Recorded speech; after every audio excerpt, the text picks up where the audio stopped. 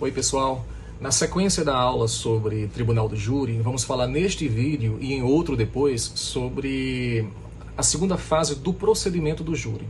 No Código de Processo Penal, inicia-se a segunda fase a partir do artigo 422. E é este artigo que vai tratar da preparação do julgamento. Lembrem-se que na primeira fase não tem jurado, ela se desenvolve perante o juiz de direito, o Ministério Público e a defesa, né? Agora, com a confirmação da pronúncia, o réu vai a júri.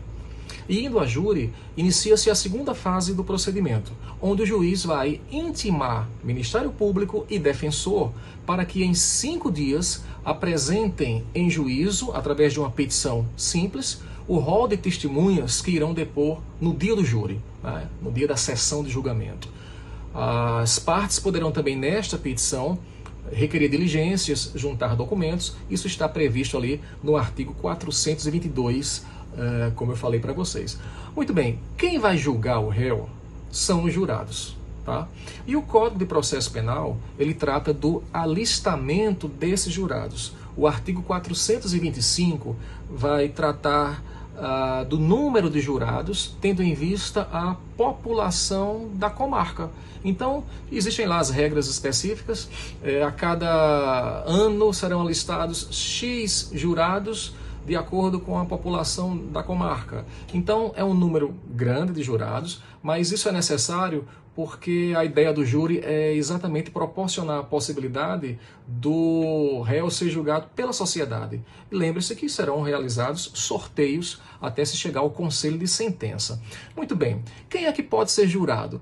Ora, o artigo 436 nos diz que o serviço do júri é obrigatório e o requisito para ser jurado, né, o código vai dizer, o alistamento, ele compreenderá cidadãos maiores de 18 anos e de notória idoneidade. Então, completou 18 anos, possui notória idoneidade, enfim, não tem processo criminal, não tem nada que desabone, né, a sua conduta, o cidadão poderá ser jurado, ou porque ele vai se alistar voluntariamente para ser jurado, ou então ele será convocado pela justiça para ser jurado. Evidentemente que algumas pessoas são isentas do serviço do júri, que o júri é obrigatório, né? E o artigo 437 vai dizer quem está isento do júri. Por questões óbvias, presidente da República, governadores, prefeitos, magistrados,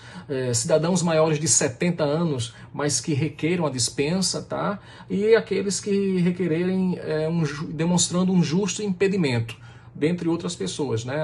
O artigo 437 traz um rol de pessoas que estão isentas de funcionar como jurado. Muito bem, designada a sessão do júri, marcado o dia do julgamento, nós teremos então os trabalhos relativos à composição do Conselho de Sentença, e o Código de Processo Penal, no artigo 447, vai dizer que o Tribunal do Júri ele é composto por um juiz presidente, que é o juiz togado, é o juiz de direito, e por 25 jurados que serão sorteados dentre aquele número de alistados. Então a comarca tem 300 jurados. Para a sessão do júri são sorteados 25, esses 25 tem que ir, né?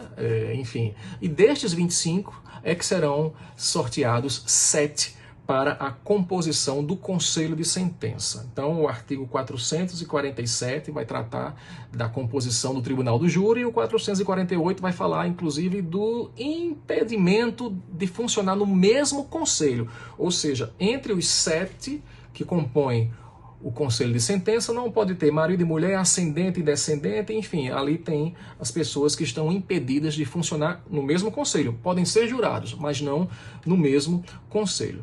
Muito bem, o artigo 463 vai nos dizer que no dia da sessão, comparecendo pelo menos 15, vejam, existe um número total de alistados na comarca, desse número total são chamados, convocados 25 para a sessão do julgamento, desses 25 terão que ser sorteados 7 para a composição do Conselho de Sentença. O 463 vai dizer Desses 25, pelo menos 15 comparecendo, começará o sorteio do conselho de sentença, dos 7.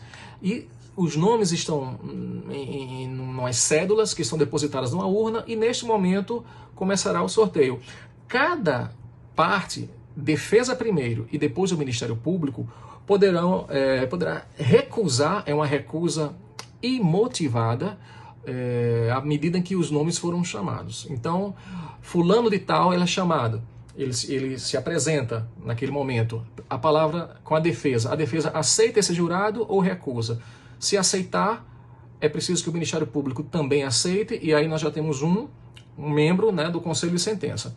Se a defesa recusar, está recusado. Se o Ministério Público recusar, está recusado, mas defesa e Ministério Público só podem recusar até 3. E essa recusa é imotivada, tá? Então, eu quero compor um conselho de sentença com mais homens, ou com mais mulheres, com mais pessoas novas, ou pessoas com mais idade, enfim, isso aí vai depender da estratégia de defesa e a estratégia de acusação.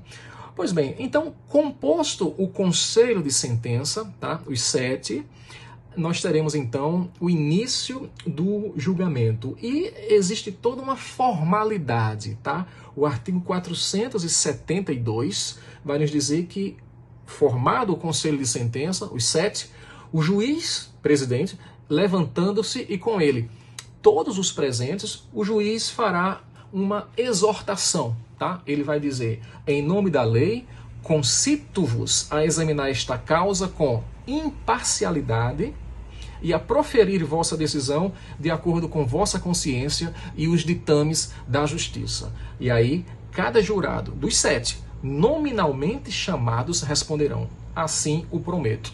Em seguida, o jurado vai receber cópia da pronúncia ou das decisões posteriores que mantiveram a pronúncia, tá? E um relatório do processo, tá? É neste momento que o jurado terá um conhecimento de qual processo ele vai julgar, qual causa está ali para que ele decida. E aí nós teremos, e será objeto de um outro vídeo, nós teremos a instrução em plenário, nós teremos os debates, importantíssimo, e os quesitos e sua votação. Tá? Um abraço e até a próxima.